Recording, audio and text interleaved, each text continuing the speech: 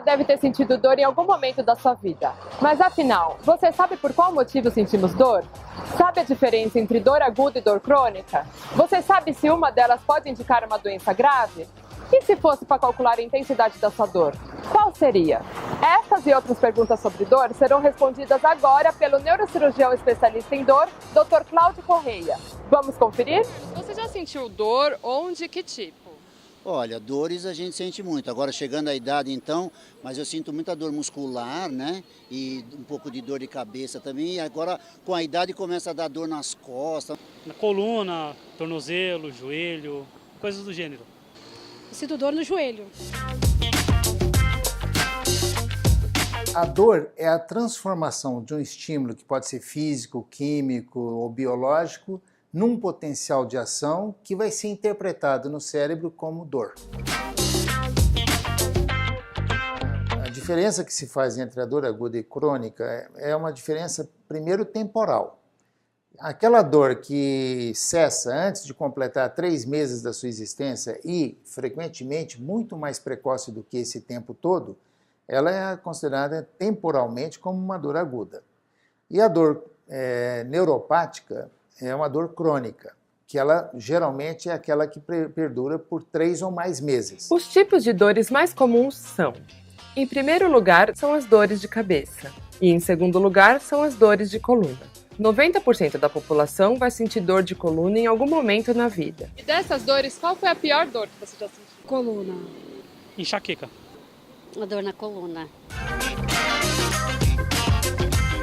Pacientes do sexo feminino entre terceira, quarta décadas de vida principalmente, elas podem ter provavelmente uma disfunção do sistema bloqueador da dor ou inibidor ou supressor da dor e elas serem vítimas de um diagnóstico que é a fibromialgia.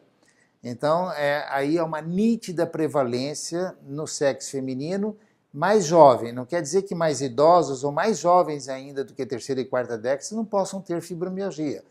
Tem até com certa frequência, mas predomina nessa faixa etária que eu disse. Existe nos idosos, por exemplo, a dor decorrente de artrite e artrose, muito mais frequentemente do que em pacientes mais jovens. A enxaqueca, que também predomina nitidamente nas mulheres, e também, embora isso não seja um fator absolutamente verdadeiro, mas ele predomina em mulheres mais jovens também. Cada pessoa sente dor de um jeito e tem determinada tolerância a ela. Por isso, é difícil quantificar a dor, que em sua percepção insere características culturais, ambientais, de sexo, idade, entre outras.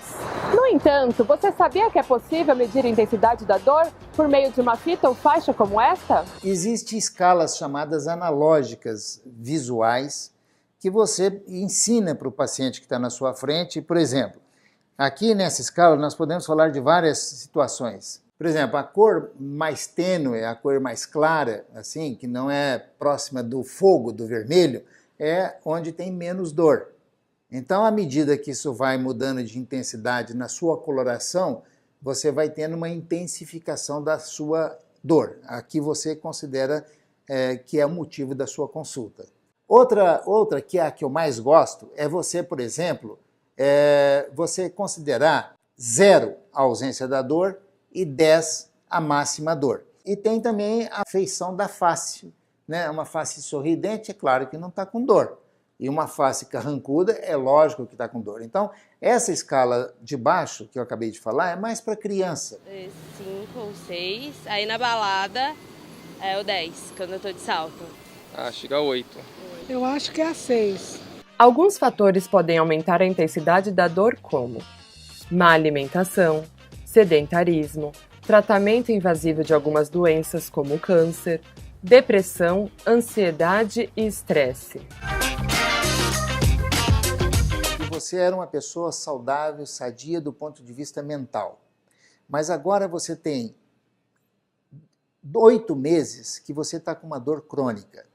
O que isso fez de você em termos emocionais?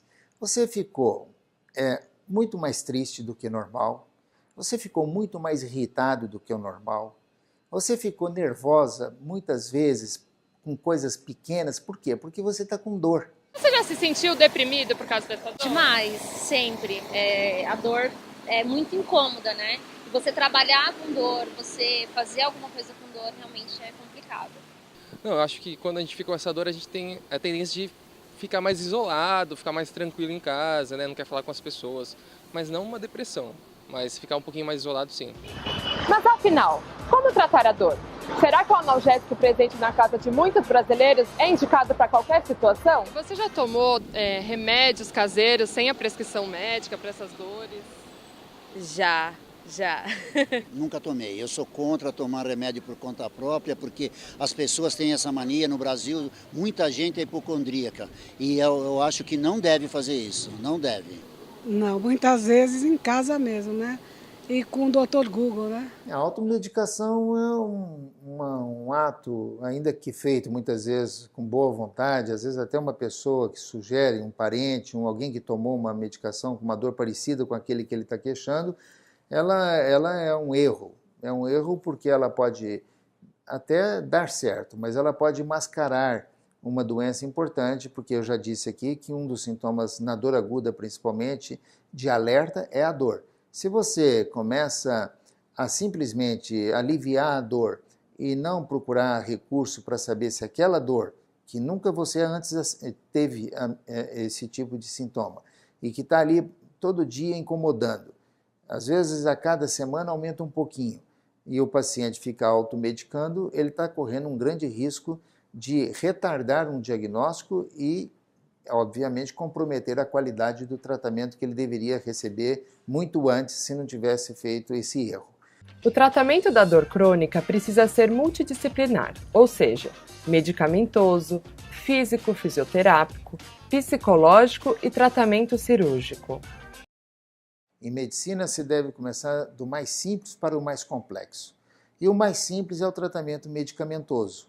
Muitas das vezes o paciente é encaminhado para fazer uma atividade física e passa com um fisiatra, que é um médico, que vai discriminar, dependendo do diagnóstico, dependendo do porte físico, dependendo da idade, se aquele paciente vai fazer pilates, se ele vai fazer RPG, se ele vai fazer só fisioterapia analgésica, se ele vai fazer acupuntura, se ele vai fazer hidroterapia, hidroginástica, vai fazer massagem, quiropraxia, etc.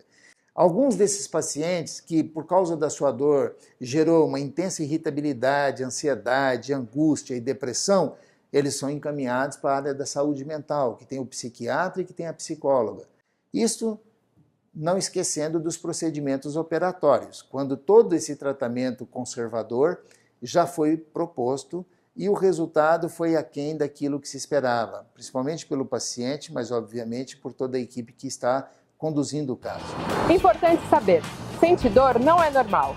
Embora nem todas as dores sejam curadas, elas podem ser tratadas e atenuadas. Todo paciente deve ser assistido por um programa terapêutico que lhe proporcione mais funcionalidade e qualidade de vida, seja qual for a sua doença de base.